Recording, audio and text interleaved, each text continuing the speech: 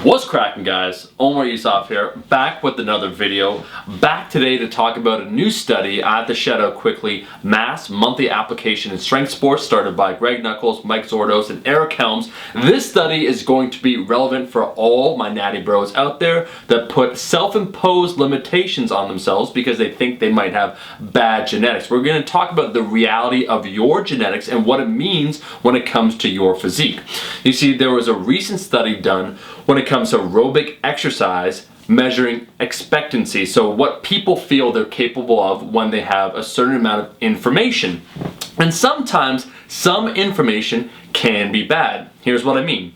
With this study, they took a bunch of participants and they tested for a specific gene that measures your aerobic capacity. So things like how hot you get when you do aerobic exercise, perhaps the duration that you're able to do, various markers. So there's one gene that if you have the good gene, it means that you're probably better at aerobic exercise. If you don't have that gene, it means you're likely not great at it. But what they did, they tested everyone at baseline, so they didn't know what their genetics were, and they did the aerobic test. Then what they did, they tested everyone except 50% of the people that actually had the good gene, they told them they had the bad genes. And then 50% of the individuals that in fact had the bad gene, they told them they had the good gene. And so they did the test again. Now that they have this information, what their genetic potential is, how would they perform? Well, wouldn't you know it, those that thought they had bad genes performed poorly the second time around. They performed worse. So they thought, oh, I don't have the genetics for this.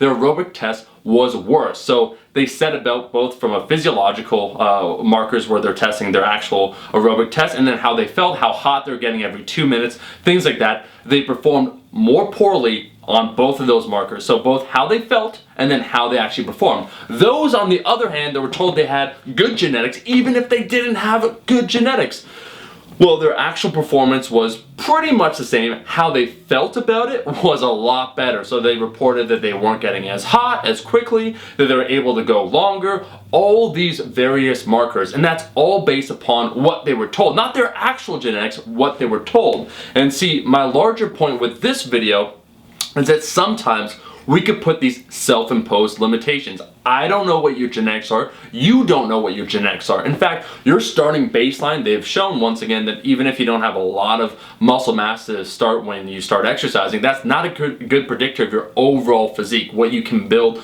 over time. So no one knows what your potential is. And if you put that limitation on yourself, really, you're not going to be applying yourself as hard when it comes to training. You're going to think, oh man, like I'll probably never be good. And thus, when you enter the gym, outside of the gym, the various factors, environmental factors, how long you sleep, your eating habits, you're probably not going to apply yourself 100%. And so my overall point is, why accept nothing less than greatness from yourself? I'm not saying everyone watching this video or myself can look like Ronnie Coleman. Genetics do matter, but you don't know your genetics. And what you should focus on instead is making the most out of your training. And time again, when they show this, if someone's told they have bad genetics, then they're going to perform worse. If they're told they have good genetics, then they're going to perform even better. So I'm not saying lie to yourself, but because you and I don't know what your potential is, you might as well train as hard as possible. You might as well set yourself up for success instead of failure. And that's why having an optimistic approach with lifting can be very beneficial. And then this year for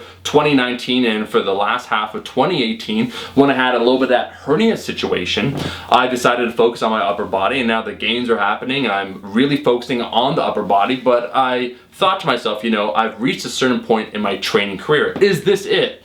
And as far as I was concerned, no, it's not. I can build more muscle. I can get stronger. I hit a bench press PR. I'm no longer going to have those limitations, because sometimes, and I'll tell you a quick story, everyone watching this video, you might not have been around in 2011, but we had these strength expectations or limitations placed upon people where a 500-pound deadlift was seen as a big thing. Everyone watching this video right now is probably laughing, thinking 500 pounds, pretty much every gym bro at some point in their career now, if they're dedicated 3 to 5 years of training, they will accomplish this. 7 years ago, that wasn't the case, where 500 pounds was seen as being rare. Now, 600 pounds, 700 pounds, same idea when it comes to the bench press. A 315 bench press was seen as being a big deal. If you're around the gym years and years ago, someone benched 315, holy shit, that person is strong. Now it's almost expected of us. So I think we should expect more from ourselves because we don't know what's possible. Your mind is that first mover. And this year, over the last 16 weeks, I've really been applying myself both in the gym, but more importantly outside of the gym, making sure I'm eating enough, and the results are slowly starting to show where I will have my best physique in 2019. I will also be the strongest I've ever been. So don't accept anything less and don't sell yourself short. I sometimes think the natural side of lifting, they equate being natural with being mediocre and also moderation with being mediocre. So just because you choose not to be enhanced, you're automatically mediocre. No, you want to maximize your own personal potential. So you should be going to the gym with purpose and drive. And I hope this study indicates to everyone out there what really is important, your mindset when it comes to lifting. So I want to thank everyone for watching this video. Thank you so much for the support. We're going to be back very soon to regular videos, daily uploads. I've been focusing on that podcast, the Iron Culture podcast, and there's some huge news. I'm just waiting for it to get lined up to announce. But if you enjoyed this video, if you thought to yourself, damn, you know what? Maybe I shouldn't be so hard on myself. I mean, place those expectations, but don't think to yourself, oh man, I'm never going to build that physique. I'm never going to get that bench press, squat, or deadlift. Think you're more capable and then move towards that goal. If you like the video, well, like the damn video, and I'll see all you guys, my rascals, in that next one.